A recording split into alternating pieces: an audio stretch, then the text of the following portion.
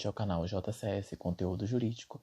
Hoje vamos dar continuidade à matéria de Direito Constitucional, artigo 5º. Vamos fazer a leitura e a compreensão de alguns incisos que eu acho importante para vocês. Tá, com a leitura do caput. Todos são iguais perante a lei, sem distinção de qualquer natureza, garantindo-se aos brasileiros e aos estrangeiros residentes no país a inviolabilidade do direito à vida, liberdade, igualdade, segurança e propriedade, nos termos seguintes. Eu entendo que alguns dos incisos são importantes. Vamos começar pelo inciso 2º, que eu acho bem importante. Ninguém será obrigado a fazer ou deixar de fazer alguma coisa senão em virtude de lei. Já que no inciso 2º está dizendo o seguinte, que a pessoa ela não é obrigada a fazer algo que não está determinado na lei, entendeu? Que é a lei que determina o que ela não pode fazer, ou o que ela pode fazer também, Terceiro, ninguém será submetido a tortura, nem a tratamento desumano ou degradante. Está dizendo o seguinte, que é garantido a todos a integridade física e psíquica, Quer dizer o seguinte, que não pode tratar ninguém, submeter ele à tortura, uma forma degradante ou de forma desumana, por exemplo, tratar o próximo, tipo um idoso, se dar para ele restos de comida ou rebaixar ele, deixar ele sujo, uma criança, você não dá um banho nela, não dá um alimento para ela, entendeu? Colocar ela para mendigar, deixar ela de forma degradante, de forma humilhante. Ninguém, será submetido a isso. Todo mundo tem que ter essa garantia, essa integridade física e psíquica garantida pela Constituição. Não quer dizer que ela seja totalmente efetiva hoje no Brasil, mas que a gente busca fazer a efetividade dela. Do 4º. É livre a manifestação de pensamento, sendo vedado ao anonimato. Ou seja, você pode se expressar da forma que você quiser, desde que você se identifique. O anonimato ele é proibido. Tendo em vista, porque tudo que a gente fala, tem consequências. A gente é livre para poder falar, mas tem uma limitação. Por quê? Podemos ofender as pessoas, podemos incorrer em crimes penais, danos morais, materiais. Então, temos esse direito de se expressar, mas, verdade, esse anonimato, tendo em vista que podemos ser punidos, por o que falamos. É assegurado o direito de resposta proporcional ao agravo, além de indenização por dano moral, material e à imagem.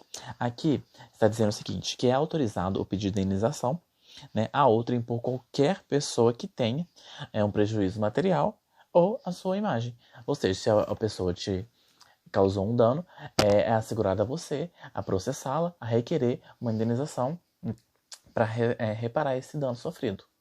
O 7º.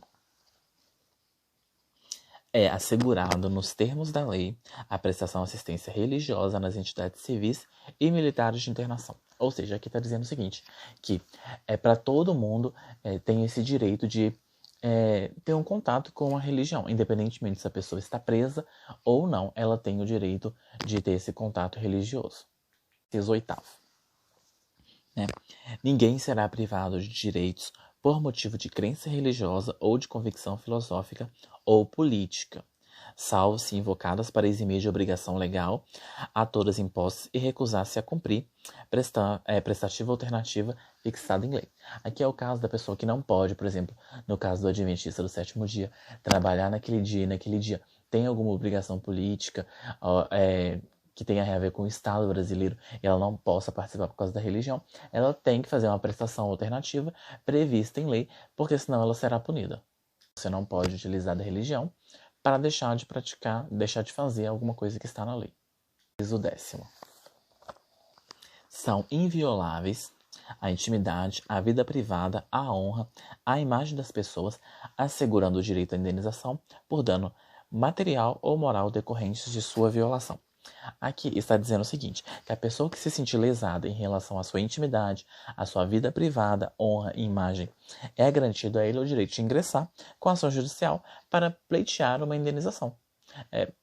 bem simples esse artigo, bem autoexplicativo, que todo mundo que ferir a sua honra, qualquer dano que lhe causar, você pode processar. Por isso que tem aquele outro inciso que a gente acabou de ler, que fala que a gente tem liberdade de expressão, mas temos que nos identificar, verdade do anonimato.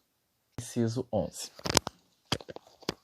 A casa é asilo inviolável do indivíduo e ninguém nela, podendo penetrar sem consentimento do morador, salvo em caso de flagrante delito ou desastre, ou para prestar socorro, ou durante o dia, por determinação judicial.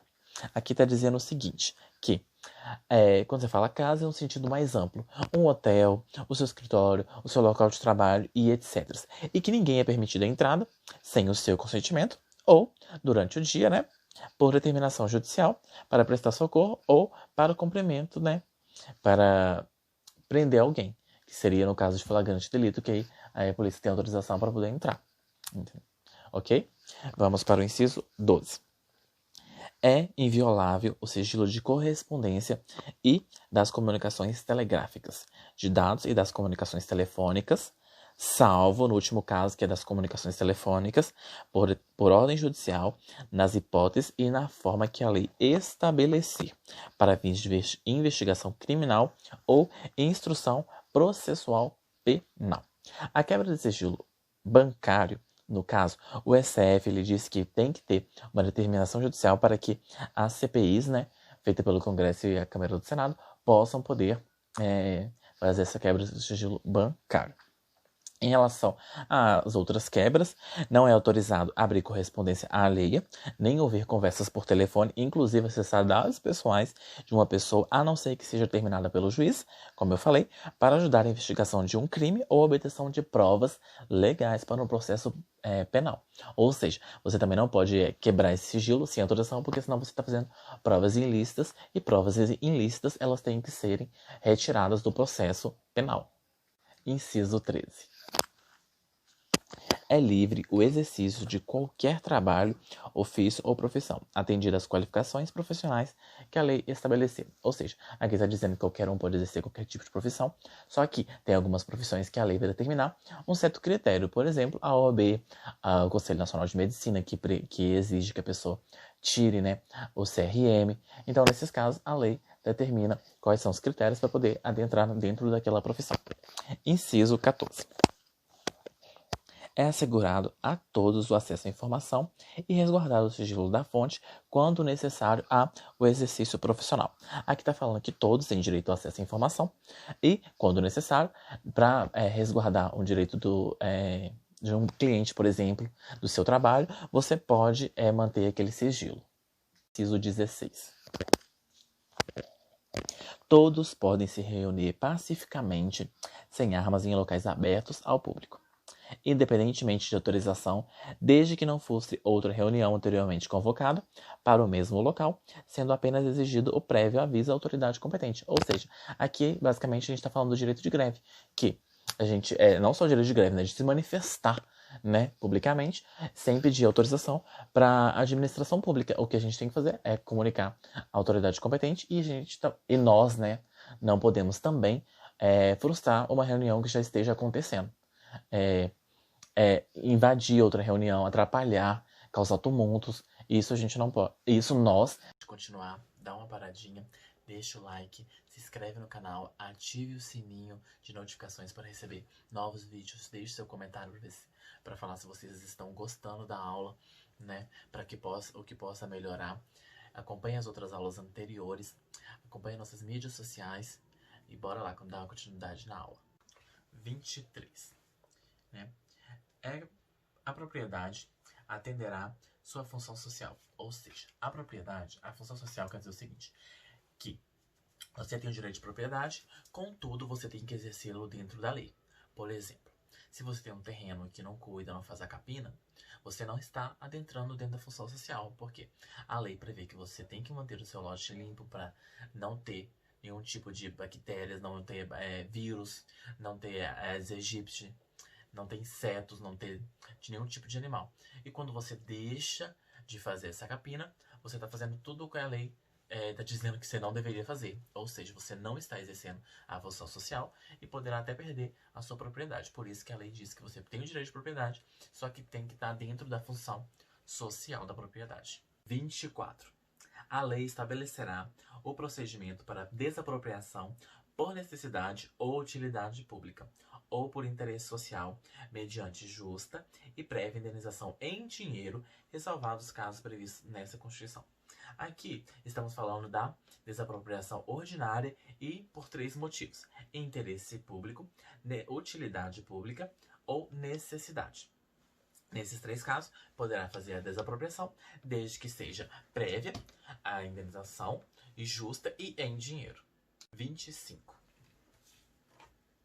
Em caso de eminente perigo público, a autoridade competente poderá usar da propriedade particular, assegurando ao proprietário indenização ulterior se houver dano. Ou seja, aqui estamos falando da requisição administrativa.